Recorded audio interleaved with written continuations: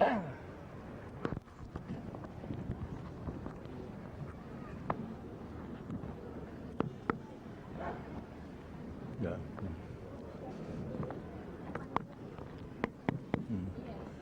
Bismillahirrahmanirrahim.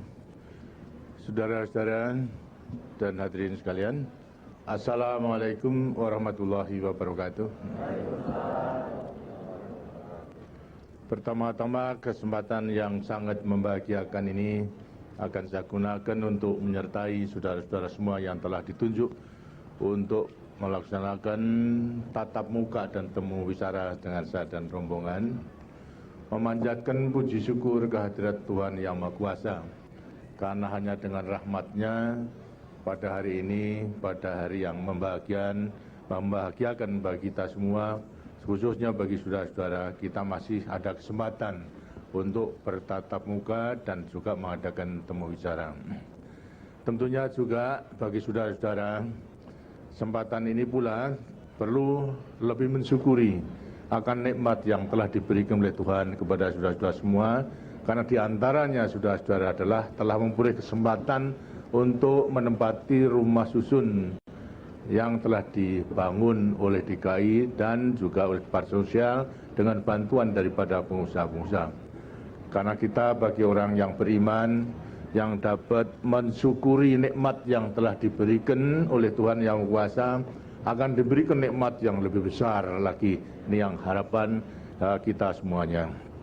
Kita bersama-sama hari ini telah menyaksikan peresmian daripada rumah susun khusus diperuntukkan untuk masyarakat yang tinggal di daerah aliran Sungai Ciliwung, terutama di Bidara Cina ini, yang sekarang telah ditempati sebagai satu usaha untuk meningkatkan kesejahteraan dan kemakmuran daripada masyarakat setempat ini. Karena memang cita-cita pembangun kita adalah untuk meningkatkan kesejahteraan dan kehidupan yang lebih baik dari masyarakat kita. Masyarakat yang adil dan makmur, itu yang menjadi cita-cita perjuangan kita. Dan masyarakat yang makmur dalam keadilan, adil dan kemakmuran yang menjadi cita-cita kita. Ukuran apa sebenarnya itu? Ukuran minimal daripada wujud dan bentuk daripada kebutuhan kesejahteraan kehidupan yang lebih sejahtera daripada masyarakat kita itu. Tentunya kita sudah menentukan satu kriteria tertentu atau ukuran-ukuran tentu. Setidak-tidaknya agar supaya dapat dipenuhi kebutuhan lahir dan batin tentunya. Lahir dan batin itu apa? Satu, cukupnya pangan, lantas cukupnya sandang, cukupnya papan. Di sampingnya itu juga mengenai lapangan kerja. Di samping lapangan kerja adalah pendidikan dan, tapi ini bukan hal yang mudah. Baru setelah tahun 84, sejak mulai daripada Orde Baru, berarti 17 tahun lebih, kita baru bisa swasembada beras. Sampai sekarang sudah 94, 95, berarti sudah 11 tahun. Bisa kita pertahankan swasembada tersebut, kecuali tahun-tahun terakhir ini karena adanya kemarau panjang, kita agak kekurangan stok nasionalnya. Tapi sebetulnya dilihat daripada segi produksi dan kebutuhan, masih kita swasembada. Hanya karena stoknya lantas tidak lancar, pengirimannya tidak cukup, pengirimannya ke daerah-daerah yang tidak menghasilkan beras menjadi terlambat. Akibatnya kenaikan terjadi. Tapi insya Allah bahwasanya swasembada pangan beras khususnya masih bisa kita pertahankan untuk terus-menerus dengan meningkatkan intensifikasi, ekstensifikasi, tambahan daripada luas tanah dan sebagainya. Ini beras. Mengenai pakaian bagaimana? Saya kira tidak ada yang sekarang mengeluh mengenai soal pakaian. Setiap saat bisa membeli asal uangnya ada. Gitu. Untuk mencari uangnya itu yang sulit. Tapi juga jelas sebagai salah satu daripada indikator adalah karena mudahnya mencari membeli pakaian sesaat, setiap saat bisa memilih di pasaran tersedia, gitu, sehingga tidak ada lagi seperti yang dulu-dulu kalau hari raya semua antri rebutan untuk mencari, untuk buru-buru atau mendahului siapa yang dahulu untuk membeli pakaian, karena masih kurang. Dengan demikian membawa akibat harganya juga naik. Tapi karena sekarang sudah melimpah-limpah produksinya, ya setiap saat bisa membeli, tidak ada yang perlu terburu-buru. Daripada indikator lainnya juga, kalau dulu karena memang kesulitan mengenai soal pakaian, diberikan bantuan pakaian bekas masih terima kasih. Tapi sekarang ini kalau diberi bantuan pakaian bekas sudah mau menolak. Karena apa? Ya tidak perlukan lagi karena membeli yang baru sudah mampu gitu. Ini antara lain salah satu kebutuhan daripada sandang itu sudah bisa dipenuhi. Nah, sekarang mengenai soal papan inilah papan ini yang menjadi masalah. Soal tenaga lapangan kerja juga menjadi masalah. Soal pendidikan bagaimana? Soal pendidikan dapat dikatakan telah mencukupi, artinya berhasil. Karena kita telah bisa mewajibkan belajar, anak umur 7-12 tahun harus belajar. Dan sekarang sudah ditingkatkan lagi, nanti tambah 3 tahun. Terus wajib belajar 9 tahun. Berarti anak-anak kita, hanya cucu dan cicit kita itu nanti besok paling tidak akan lulus dari sekolah SMP. Tidak ada lagi yang SD, tapi SMP karena wajib belajar. Mereka harus, berundang-undang harus mengikuti pelajaran. Dan harus mengikuti pelajaran, wajib belajar 9 tahun. Ini soal pendidikan. Yang mampu kemudian ke perguruan tinggi bisa, kemudian lantas sekarang ke sekolah kejuruan juga bisa, dan lain sebagainya. Pokoknya terbuka dari kesempatan untuk meningkatkan pendidikan, melewati sekolah dan lain sebagainya. Ini berarti juga telah berhasil. Tinggal mutunya saja sekarang kita tingkatkan agar mutu daripada anak didik kita juga akan menjadi baik dalam rangka pembangunan sumber daya manusia. Sekarang mengenai pemberantasan buta huruf gimana? Itu juga berhasil, telah berhasil. Karena memang ada daripada ya sebaya saya dan lain sebagainya, tidak ada kesempatan dulu untuk mengikuti pelajaran. Nah, kemudian kita usahakan pemberantasan buta huruf.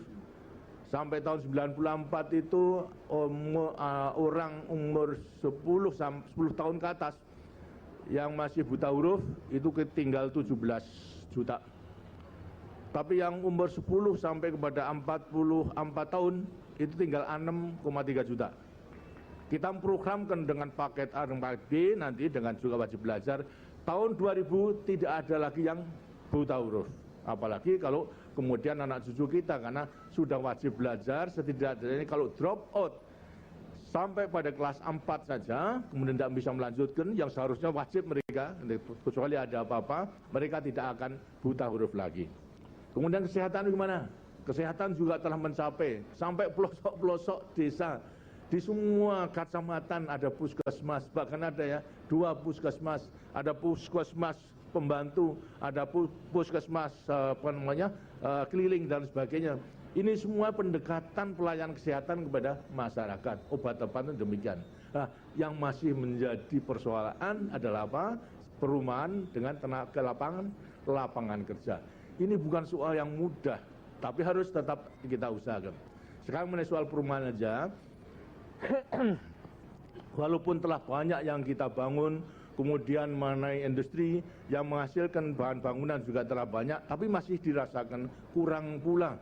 Karena itu kita harus terus berusaha, terutama di kota-kota yang karena urbanisasi, penduduk desa masuk ke kota, cari lapangan kerja, tidak ada tempat, ya asal saja. Kemudian asal ada tempat, kemudian pasang atap sedikit, kemudian ada bisa untuk selonjor, sudah menempati di situ. Jadi selonjor atau enggak selonjor? Mau mengencangkan kaki, meluruskan kaki saja, tidurnya dengan senden, pokoknya asal bisa istirahat. Mengakibatkan daerah-daerah yang kumuh. Lah inilah merupakan satu tantangan yang tidak kecil. Ini harus kita berantas. Kita berantas berarti harus kita bangun. Kita bangun. Nah, di kota-kota ini kekurangan tanah gitu. Untuk menambah bangunan-bangunan yang merata, itu horizontal seperti biasa dengan pekarangan, tidak mungkin. Karena apa? Yang makin lama makin sempit. Belum tanahnya itu digunakan untuk jalan.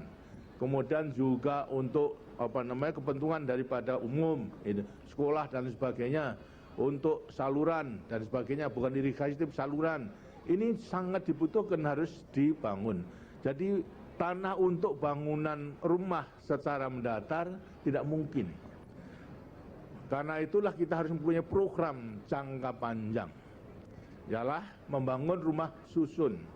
Kita harus memperbaiki dari perkampungan yang padat, harus demi satu demi bertahap, artinya secara berganti harus kita bangun diganti dengan rumah susun. Kalau itu kita ingin menyiapkan perumahan yang layak bagi rakyat kita yang sangat membutuhkan. Nah, ini banyak masih kendala. Saudara-saudara telah tahu bahwasanya suksesnya pembangunan itu sangat tergantung kepada apa? Partisipasi daripada masyarakat, daripada rakyat. Dalam membangun rumah susun ini pun juga diharapkan partisipasi daripada masyarakat, khususnya daripada mereka yang bersangkutan dengan daerah kumuh tersebut. Partisipasi apa? Rela untuk melaksanakan program rencana daripada perbaikan kampung dan juga pembangun rumah susun itu, agar supaya nanti kebutuhan rumah itu bisa dilaksanakan. Sekarang ini rupa-rupanya masih banyak ya, karena mengatakan ini saya sudah menempati sekian tahun di sini, walaupun sebelumnya bukan miliknya, tapi sudah menempati sekian tahun dan merasa sudah membayar daripada pajak gitu. Kemudian lantas merasa ini haknya, karena haknya kemudian hak asasinya saya akan menempati ini sampai sampai mati, sampai meninggal. Padahal kalau caranya demikian, dengan sendirinya tidak akan bisa disusun atau dibangun rumah tersebut, rumah susun tersebut, karena memang ada orang yang tidak mau. Apalagi juga dalam rangka musyawarah sudah ditentukan setuju, tapi ada 2-3 orang yang tidak setuju karena mempertahankan hak asasinya sampai dengan dia membuat rencana terbengkelai, tidak menjadi, mana jadi. Ini antara lain juga dari partisipasi pada masyarakat. Kalau itu toh merupakan haknya, tapi hendaknya agar supaya memenuhi kewajibannya juga. Haknya bisa saja untuk dituntut, tapi kewajibannya, kalau sudah orang banyak setuju untuk dipindah, ya dia itu juga harus turut setuju. Ini dalam rangka partisipasi apa? Pengorbanan. Kalau mereka itu merasa berat, baiklah, harus berkorban. Karena perjuangan kita itu memang harus meminta pengorbanan. Ada pepatah bahasa Jawa, jer basuki mobiyo.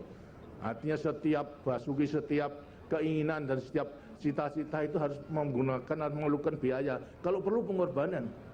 Nah, di sini pula diminta, kalau ada orang kemudian merasa saya mempunyai hak untuk tetap di sini boleh. Tapi kalau dia mempertahankan akan mensengsarakan orang banyak.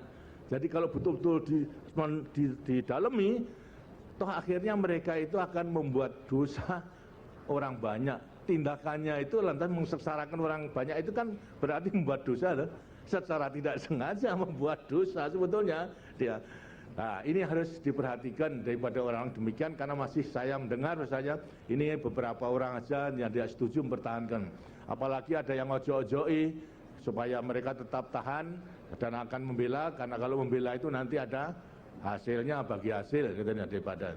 Ini tentunya juga akan mempersulit daripada semuanya itu, yang seharusnya lebih mensadarkan tapi justru digunakan untuk dapat menambah penghasilannya, sehingga secara nasional bisa mengakibatkan program kita tidak berjalan dengan baik. Ini terus diminta partisipasi, kalau perlu pengorbanan. Jadi tidak hanya pada waktu revolusi pengorbanan, pembangunan ini pun juga memerlukan pengorbanan. Nah, cobalah diadakan dekat. Kalau mengada di daerah dan sebagainya itu kemudian demikian, suruh datang aja pada saya. Nanti saya ajak bicara supaya mereka itu mengetahui betapa besarnya pengorbanan, harga pengorbanan, nilai pengorbanan itu tadi. Lantas yang kedua juga itu, lantas mengatakan saya itu tidak biasa, Pak. Belum biasa tinggal di rumah susun itu. Biasanya demikian, ini lebih enak, lebih nyaman. Nah ini lagi, dengan sini juga perlu pengorbanan. Kenyamanan yang telah diperoleh sekarang karena kepentingan bersama, ya harus ikut menempati rumah susun tersebut. Sebetulnya tidak sulit, memang ada hal. Kalau yang belum tidak dikenal itu dengan dia tidak disayang. Itu dalam bahasa Jawa itu ada witing tresno jalaran soko kulino, katanya. Nah, tresno itu karena kulino. Kalau tidak kulino tidak tresno. karena belum kulino dengan rumah susun, ya tidak tresno. Tapi begitu menempati, ya lambat laun akan menjadi tresno, akan menjadi senang, gitu. Ini hasilnya juga murahkan pengorbanan daripada ini semuanya, itu. Dan tidak dikenal, tidak disayang karena tidak dikenal. Ini pun juga demikian. Dan semua merupakan pengorbanan dan memerlukan pengorbanan. Mudah-mudahan saudara-saudara yang mempunyai kesempatan untuk menempati yang pertama ini, itu ya kalau ada pengorbanan saya menghargai, tapi ikhlaslah semuanya itu untuk kepentingan bersama, untuk kepentingan orang banyak. Inilah antara lain salah satu wujud daripada penghayatan dan pengamalan Pancasila. Daripada mereka orang biasa, itu wajib, karena Pancasila menjadi dasar negara, ideologi dan pandangan hidup kita dalam kehidupan kita bernegara, berbangsa dan bermasyarakat. Semuanya harus ikut serta. Jadi kalau perlu pengorbanan, maka penghayatan pengan Pancasila yang disebut Eka Prasetya Pancakarsa harus diwujudkan. Dan tidak akan berat, karena masalah ikhlas. Kalau semua keikhlasan, Tuhan yang Maha Kuasa akan mengetahui, meruahkan pahala. Dan pahala itu akan menjadi bekal hidup nanti di akhirat. Terus tidak ada ruginya sebetulnya. Ya rugi pada waktu di dunia, tapi di akhirat nanti tidak akan rugi. Tapi sebaliknya, kalau ngotot di akhirat nanti tidak masuk di surga, terus di itu aja, mungkin belok di neraka mandaran. Karena apa? Karena mensulitkan orang banyak itu semuanya. Nah, sekarang saya minta itu, siapa yang masih keberatan dan juga sudah merasa syukur daripada mendiami. Ini nanti programnya akan dilanjutkan. Dulu sebetulnya dana SDSB maksudnya juga demikian, tapi rupa-rupanya tidak disetujui, ya apa boleh buat, terpaksa harus diberhentikan. Sekarang cari daripada lain itu untuk melaksanakan daripada pembangunan kampung-kampung di kota-kota itu. Saya silakan siapa yang ingin menyampaikan daripada pendapat dan juga mungkin masukan bagi saya itu untuk memperhatikan mengenai pembangunan susun ini. Terima kasih, silakan.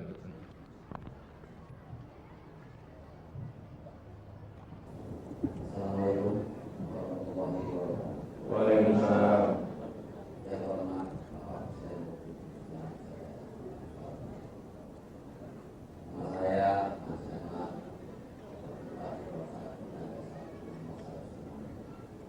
Semula saya tinggal di rumah alamat Jalan RS 11 yang saya kebetulan tempat rumah susun di Lebawi, Pak. Tempat dari tempat yang lama ya? Iya.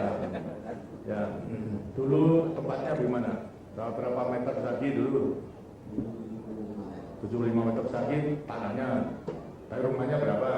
Rumahnya 54. Jadi sebagian untuk bangunan gitu. Lantas sekarang di mana? Lebih kecil. sekarang di Indonesia. Nah, tidak apa-apa,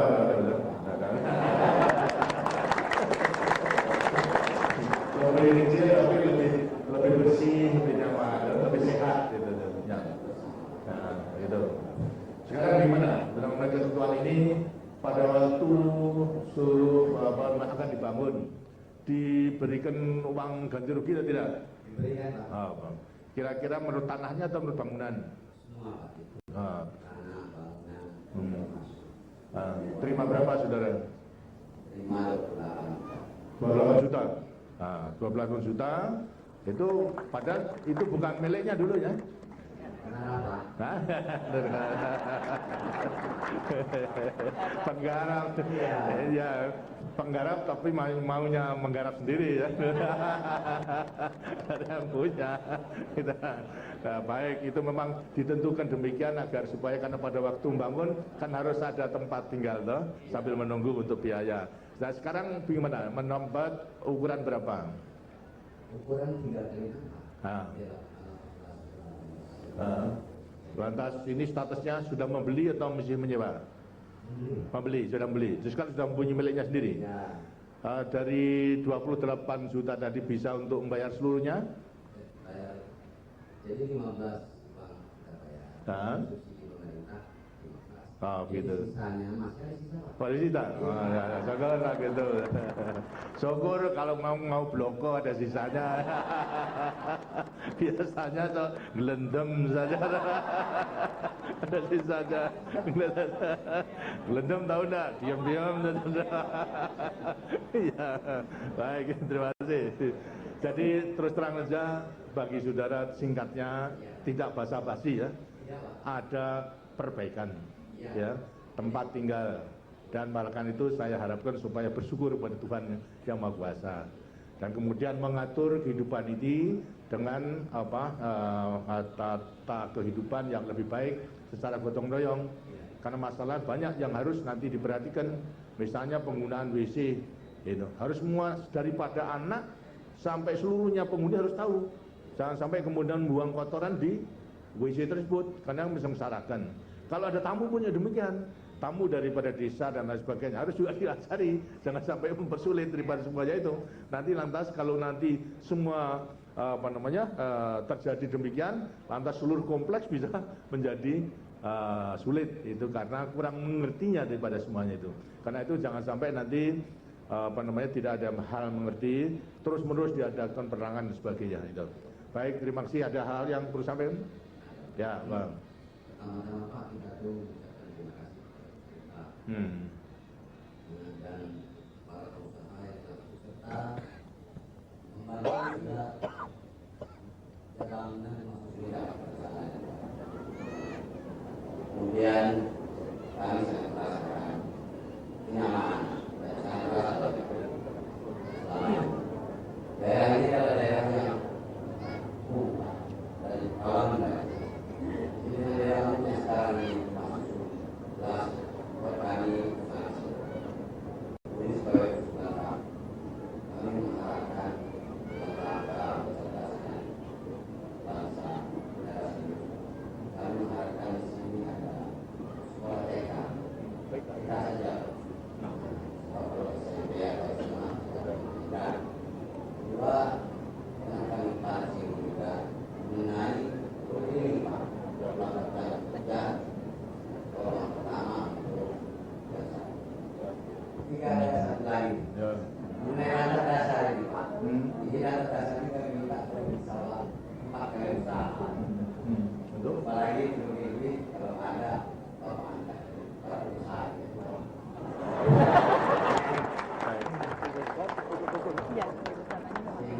Baik. Waalaikumsalam. Ya. Tadi mengenai soal TK, rumah apakah masih banyak pasangan-pasangan muda yang sini? Banyak. Kalau pasangan tua TK berarti akan beranak saja nanti.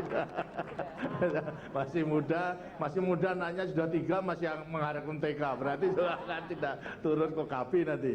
Nah, supaya kalau TK dengan sendirinya juga bisa diperhatikan di antara para masyarakat itu sendiri. Mungkin juga ada keluarga yang penghuni yang bisa menjadi guru. Nah, itulah kemudian diatur sendiri karena TK diserahkan seluruhnya kepada masyarakat gitu.